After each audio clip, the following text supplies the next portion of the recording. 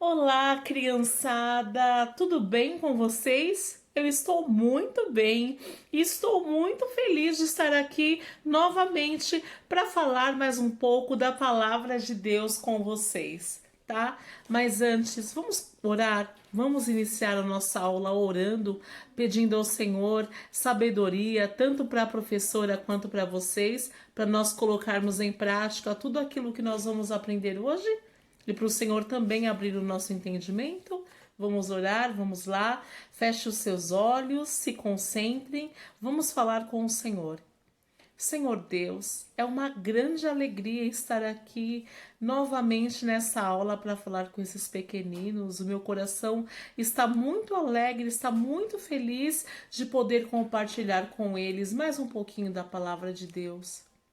Pedimos que o Senhor abra o nosso entendimento, primeiro o meu, para que eu também consiga praticar todas essas lições, esses ensinamentos tão especiais que nós vamos aprender hoje.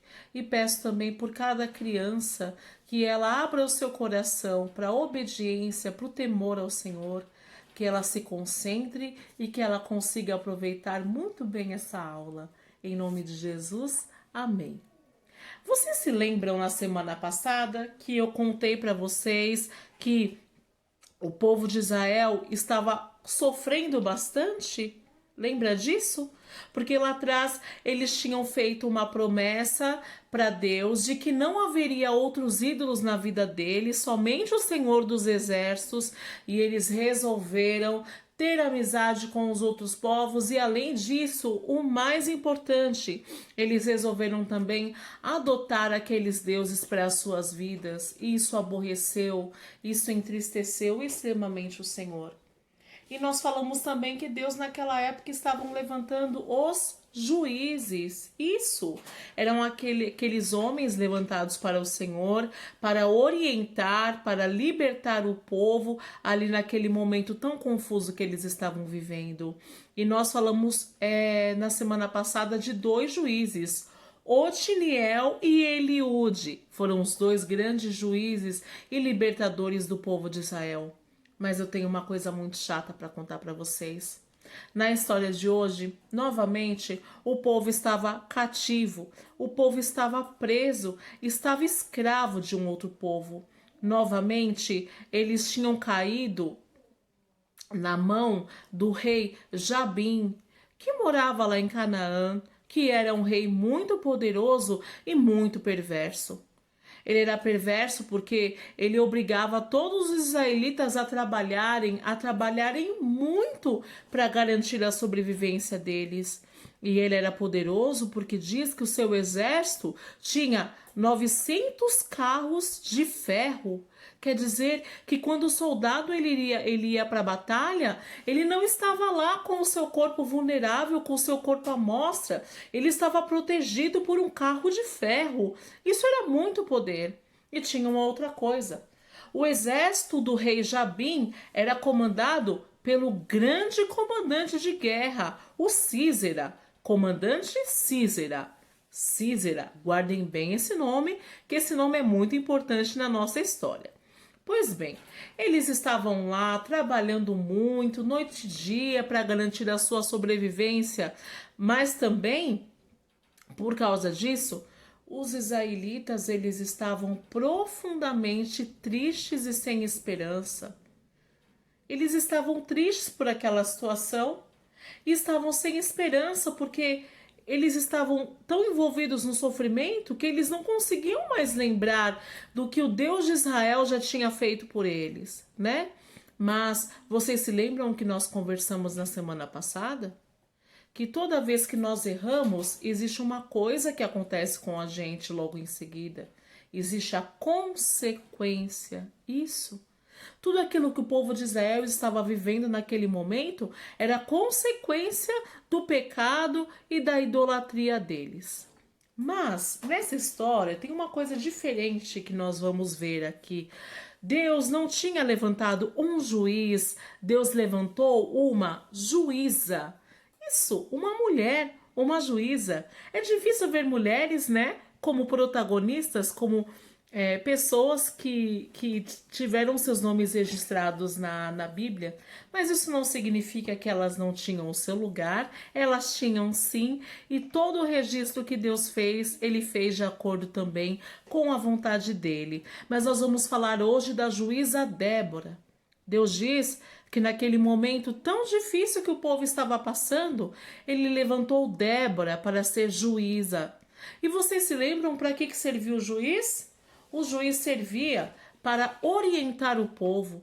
A Bíblia diz que Débora ficava embaixo de uma palmeira e pacientemente, com muita paciência, diariamente ela recebia as pessoas para conversar com ela. E as pessoas iam lá, levavam seus problemas. Débora ouvia tudo com muita atenção e orientava o povo para o que precisava ser feito. Débora sentia profunda compaixão daquela escravidão, daquele cativeiro de 20 anos que o povo estava passando, mas ela sabia que a solução, o livramento daquela situação viria das mãos do Deus de Israel. E num belo dia, Débora manda chamar Baraque. Isso, vocês sabem quem era Baraque? Baraque era o comandante do exército de Israel, lá, o sobrevivente daquele exército. Débora pediu para que Baraque juntasse 10.000 homens para lutar contra Sísera, contra o rei Jabim, mas contra Sísera, que era o grande comandante daquele exército. Um exército muito poderoso. Lembra que eu disse para vocês que eles tinham 900 carros de guerra? Isso, 900. Mas Débora garantiu que se Baraque levantassem 10.000 homens e eles fossem corajosos suficientes para enfrentar o exército de Sísera, o povo de Israel seria vencedor. Mas antes de continuar com essa história, eu quero ler com vocês um versículo do Salmo. O versículo está em Salmo 56, 4. Salmo 56, 4 diz assim. Deixa eu mostrar aqui a minha Bíblia para vocês. Em Deus, cuja palavra eu louvo, em Deus eu confio e não temerei. Que poderá fazer-me o simples mortal? Isso diz tudo sobre aquela situação que o povo de Israel estava vivendo. Eles estavam com medo daquele grande exército do rei Jabim, comandado pelo comandante Sísera, aquele exército que tinha 900 carros de ferro à disposição deles, mas na verdade eles eram simples mortais. Vocês sabem o que é mortal? Mortal é aquela pessoa que morre, mas Deus morre? Não, Deus é imortal e Deus é eterno. E esse Deus de Israel que estava à frente do povo naquela batalha que Débora estava propondo para Baraque.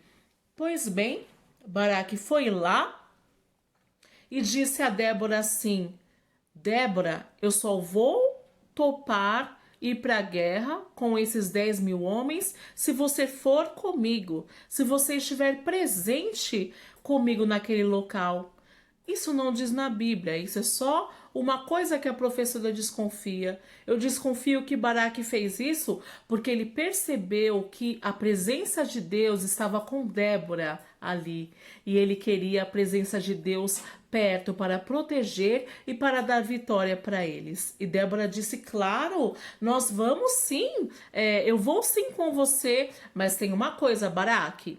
A honra dessa guerra que nós vamos travar e nós vamos ganhar contra o exército de Sísera não vai cair nas mãos de um homem, vai cair nas mãos de uma mulher. Quer dizer, a mulher que ia receber todo o crédito, toda a recompensa por causa daquela guerra. Será que ela era aquela mulher? Será?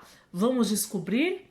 Pois bem, chegou o grande dia e olha, eles deveriam ir para a guerra em volta de um vale. O vale ele se chamava... Deixa eu procurar aqui. O vale se chamava Egon. Era lá naquele vale, desculpe, o vale, a batalha iria acontecer à beira do rio Quiron. A professora se confundiu. Não diz o nome do vale, diz o nome do rio. Um vale. Era assim, ó. Imaginem vocês altas montanhas. A montanha tá aqui.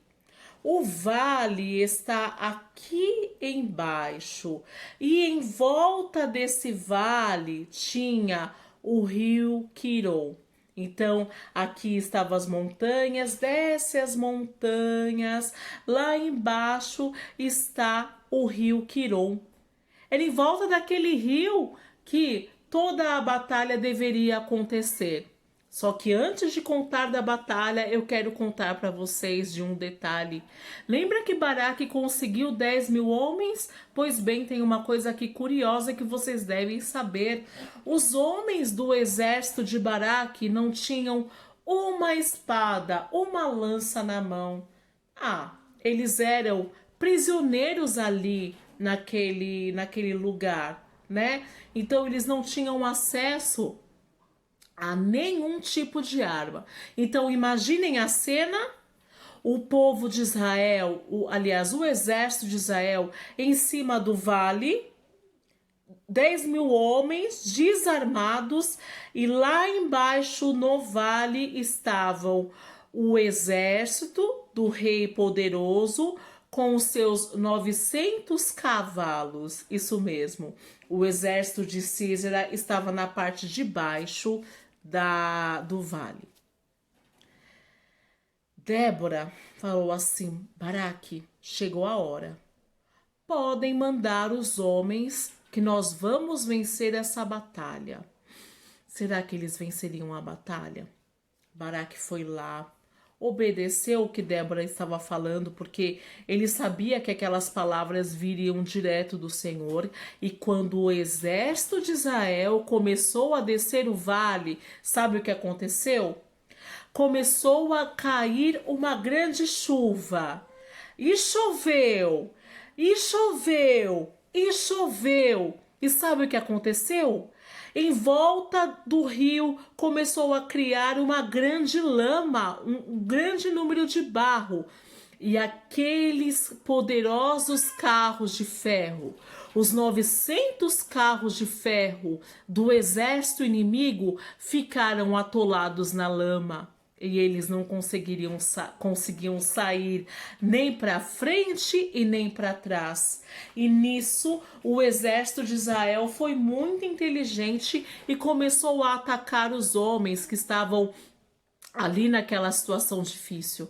E a palavra diz que naquele dia os 10 mil homens sem nenhuma arma na mão conseguiu vencer o grande exército do povo inimigo, exército do comandante Císera. Deus é maravilhoso, não é? Deus é muito maravilhoso.